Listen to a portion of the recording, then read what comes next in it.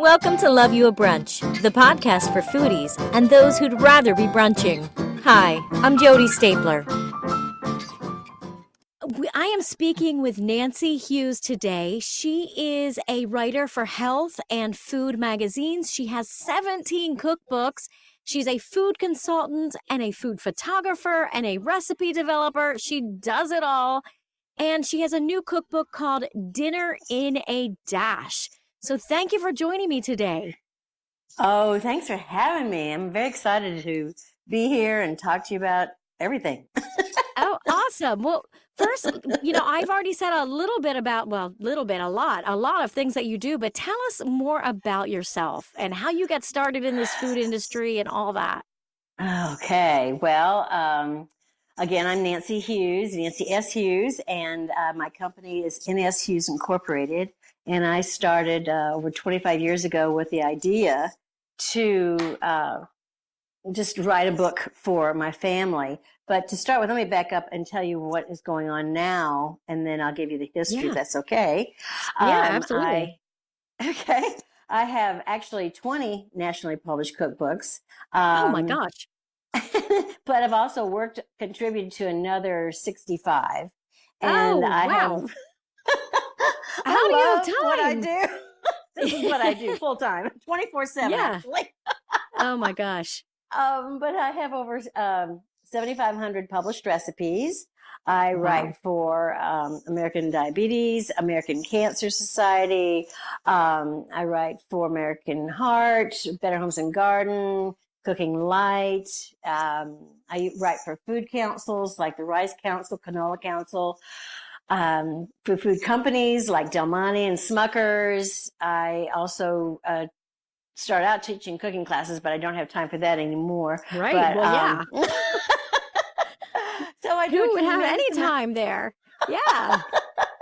So my, my staff of me, myself, and I has grown to anywhere from 4 to 7, depending on the need basis. But I have everywhere from the business manager to the kitchen assistant to people that come in and help. Just when I'm in a bind, I have a photographer that comes whenever I need her, and it's great because we do a lot, and it's like juggling a zillion things, but I just love what I do, and it's a true passion. And how I started was a passion that just blossomed. I had just had my second child, and I went to the doctor, and anybody that wore white I thought was, a medical professional. Yeah. Know that just because they answer the phone doesn't mean they know how to operate. No. Right. So I was just moaning and groaning to anybody that had a uniform on at the time. Oh, my gosh. I can't lose a baby weight. I can't lose a baby weight. And she said, well, you should do what Dr. So-and-so did. And it was a liquid protein diet. And she said, I just need to lose 10 pounds, and I just want to get them off, and I want to get them off fast. So she said, try that. You can do anything, Nancy. You can do anything in 10 days. I said, okay. So I did. By the time I was a shake for lunch, a shake for breakfast, a shake for dinner, and a shake for snacks. So, that was it, shakes. And I, by the 6th day, I was ready to eat a child or a piece of wood, whichever I saw first. I just oh my gosh, I can't believe you made it 6 days. I was determined. Well, I lost the weight, but oh my gosh, I was so sick. I bet. Oh my gosh, nothing solid. That's crazy.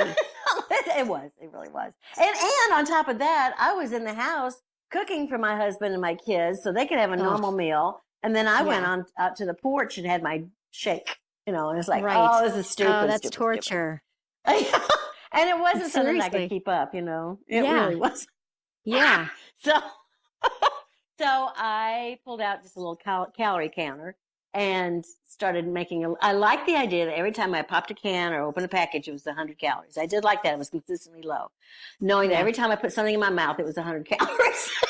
So I said, well, what can I eat for 100 calories? So I started making a list. There was a lot of vegetables, a lot of fruits, a lot of lean protein, but not a lot of as we all know, not a lot of the butter and the oil and the cheese and all that. And so I started making a list of things I could have and how much I could have of it.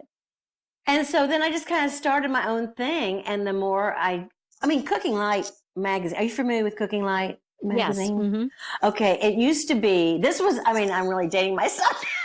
Yeah. It used to be a column in Southern Living. It wasn't even a magazine yet. It was just a Okay. column in Southern Living magazine.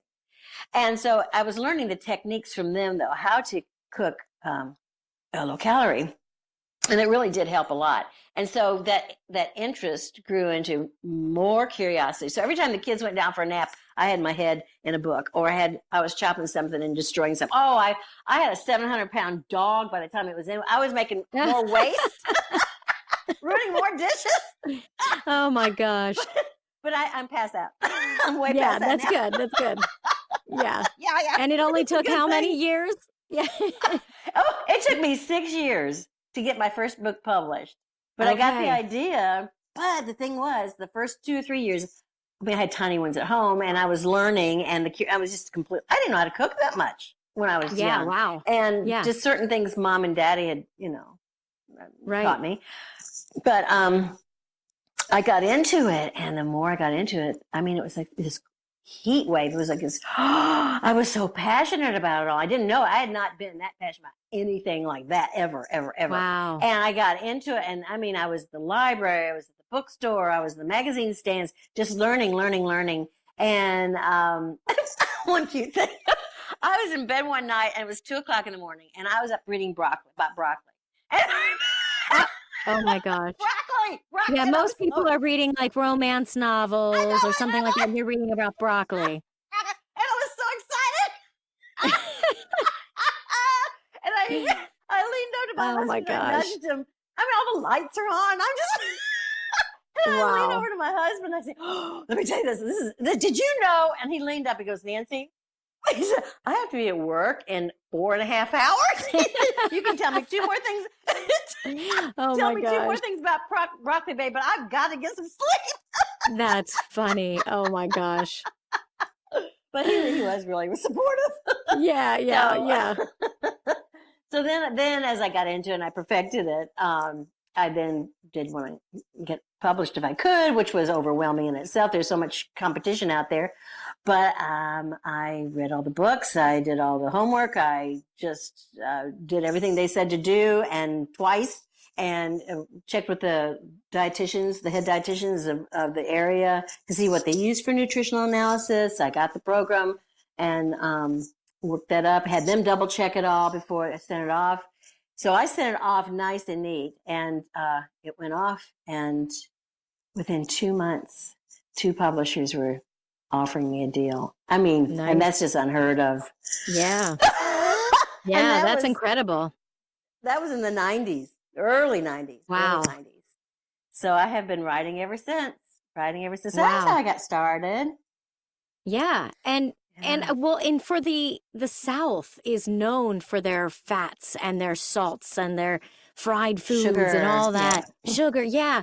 So how did you seriously go from that to this? Well, I'm not. It's not as it seems. People think the South is just barbecue and fried chicken, Yeah. and it's not. And it really Okay. isn't. But there's a lot of it. Don't get me wrong. Yeah. But there's Yeah. a lot of that kind of thing everywhere you go. But there's a lot of Right. healthy here. And I grew up in the Midwest, and my mom was, a stickler for healthy eating, really. Okay. And in fact, my sister turned into a dietitian because of it. Wow.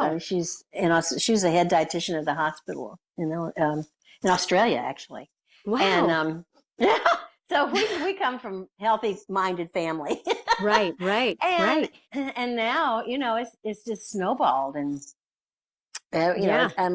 when I first started out, my husband was a little concerned because I was writing strictly healthy. And he said, he's a huge supporter. And he said, he's the one that he's very much of a forward thinker. And he said, this is great. You wrote a healthy book to start with. He said, but you might want to branch out because we don't know how long this healthy is going to last. Like I said, this was early 90s, and it might just be a fad.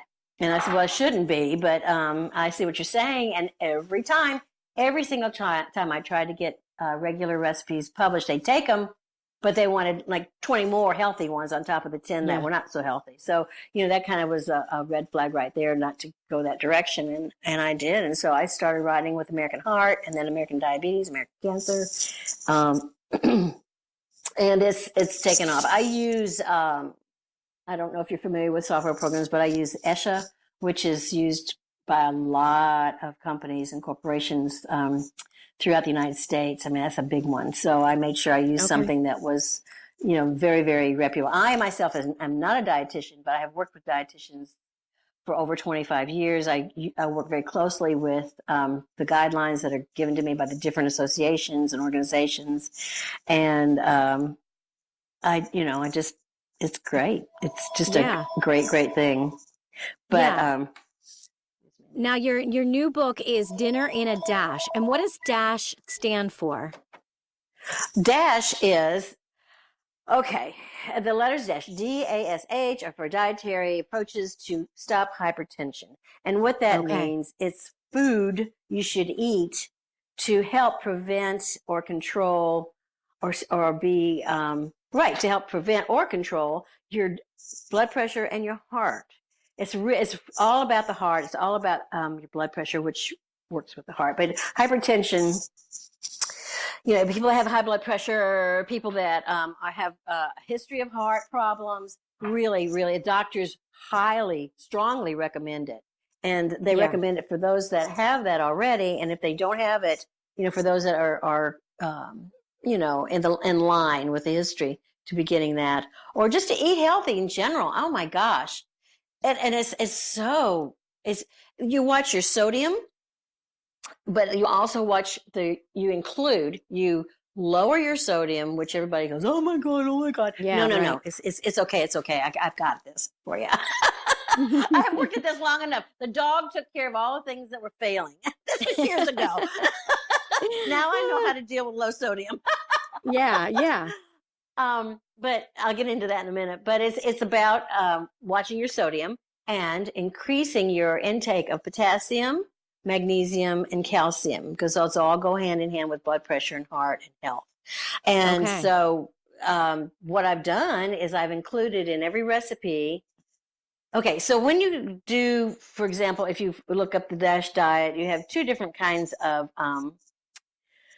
you can go the 500 milligram route, or you can go the 700 milligram route, which means you can have a little bit more sodium on this particular, with these recipes, and a little less with these. Well, and it just depends on what the doctor tells you to have. I wanted to make sure that everybody could have every recipe I made. So I kept it all at 500 milligrams or less per serving. So, and then I also gave tips about salt-free things that you could add to the side dishes. Like if you're having your bio chicken thighs on cooked Nick squash, well then, look in the tips and you can add a spring greens and squeeze some fresh lemon and maybe a little dill and salt and pepper, just a little salt and pepper on top. And that's it. And a little bit of olive oil, those kind of things. I mean, it's not as choppy as I'm making it sound, but it's really, I simplified it for you. You can have a half absolutely, stuff like that. But I'm really, there's a definite need for it, a definite need. And I myself have high blood pressure and I need it.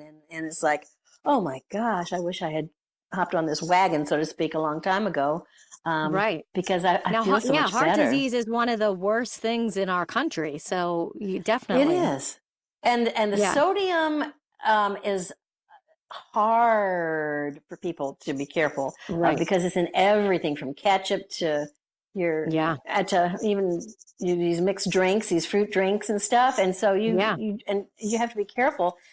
So you do. But with this, it helps you stay on track. And I made them so that they're easy, they're family friendly, but they're not just family friendly. They go off a little bit into an interesting. So you've got your beef stew, your chili, your spaghetti, those kind of things in an Instant Pot. All this is Instant Pot. Every bit of this is nice. When I say Instant Pot, I mean electric pressure cooker. But Instant Pot is sort of like, how crock pot, they call a slow cooker a crock pot. Yeah. But crock pot is a brand name. Instant Pot is a brand name. It's electric pressure cooker is what you're using. And a slow cooker is what you're using, not a crock pot or an Instant Pot. It's an electric pressure cooker or a slow cooker. Okay, got that cleared up. Now, where am I? Oh, so you can go off and you can have those normal things that your kids, they're pretty staples, your comfort foods. But then I took it a little bit further to introduce everybody into a little bit more. I mean, gradually, like, sweet Thai salmon on asparagus, all in the instant pot. It's you cook your asparagus and then you set it aside. Then you cook your uh, salmon and you in a steamer basket. All this is in one pot now. And then you take it out. You put it on top of your asparagus, and then you drizzle this sweet Thai sauce that you whip up, which is like 2 or 3 ingredients over it all. And it's like, oh my gosh, it's great. And it's sodium control, but it's also increasing either or the potassium or the calcium, I'm sorry. There's a lot of them that have calcium, potassium, and magnesium are the 3, like I said. And some have played double duty. Some have a lot of calcium and a lot of potassium. Others have maybe a lot of magnesium and a lot of potassium. You just got, it's nice because there's a nice mix, but you need to have all these somewhere. And so I'm using only the foods. I'm keeping those as the heroes in every recipe. Those ingredients. What's the key to getting flavor in the food without using the salt and fats? Oh, I'm so glad you asked that. Oh, and I am so good at this now. Like I said, that poor 600 or 700 pound dog. Yeah. He really wasn't that. He wasn't that heavy, but he was chunky. I gotcha. Because we couldn't eat some of this stuff. It's like, oh my gosh, there's no flavor. I said, I know, I don't know what to do yet. I don't know what to do. And again, that was like 20 years ago. So now we're on target. Yeah. And I do write for all these organizations and associations. So right. It tells you a lot right there. But it's real important how you add your salt and how you treat your salt. Salt is like not the bad guy, but you've got to be in control of that. And a lot of times I'll cook the meal or the dish, whatever, and I will hold the salt off until the very last second, and then add it on the top. Just add it on the top, and then when you bite down, you have. I mean, the measured amount, right? You get it at the start, and then it goes down a little bit, but it's not soaked into the food. In other words, it's not absorbed into the food. It's kind of you're not having a teaspoon of salt on your dish. Don't get me wrong. Right. It's like you cook a soup, for example, and then you don't add the salt until the last thing. Then you stir the salt in at the very end, so it's not soaked into the potato or the pasta. It's on top. It's right there in the brothy part. Another thing, and I love to do this a lot. I mean, a lot, and you'll see that in the book when it comes out, which is supposed to come out mid-March. Nice. Yes, but it'll be just in time for like the spring, everybody getting ready to start cooking again. Yeah.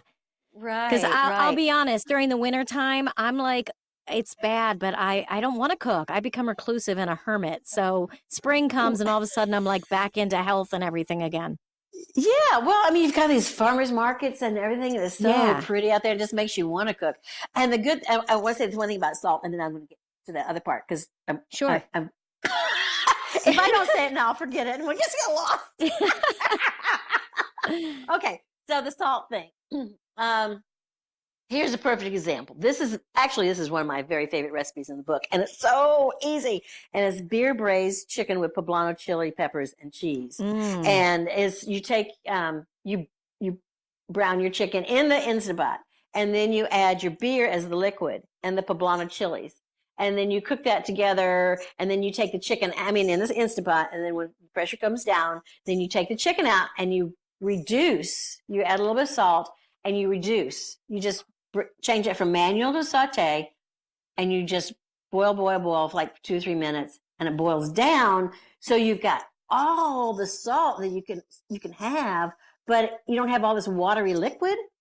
And it's a concentrated, it's a reduction. And a reduction it's a fancy name for boiled down. And then you pour it over your chicken, and then you sprinkle it with cheese, and the heat of it all melts the cheese, and the most wonderful sauce. Yeah. Yeah.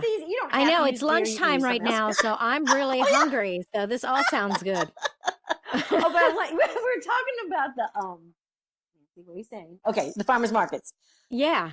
It's spring and it gets hot. It gets really hot down here. And but I've been in Illinois in the summers, and those are hot too. So the one there's a lot of neat things about a pressure cooker, but you're using one pot. You're not heating up your oven or even your stovetop. You've got one pot to do absolutely everything in and one pot to clean. And I can honestly say I have 3 pressure cookers. Wow. And I know, and they're humming all the time with work. Yeah. And those pots are so easy to clean. I mean, you just lift it out, you add some warm soapy water, and it's done. It's like those old ads where they swish around a rose on a dish to wash it. It's basically that simple. I mean, it really, and you don't have much stick on because it's the pressure cooked off, you know. I mean, it's just, you're just doing the outer edges and all, but it's really good. Pressure cookers are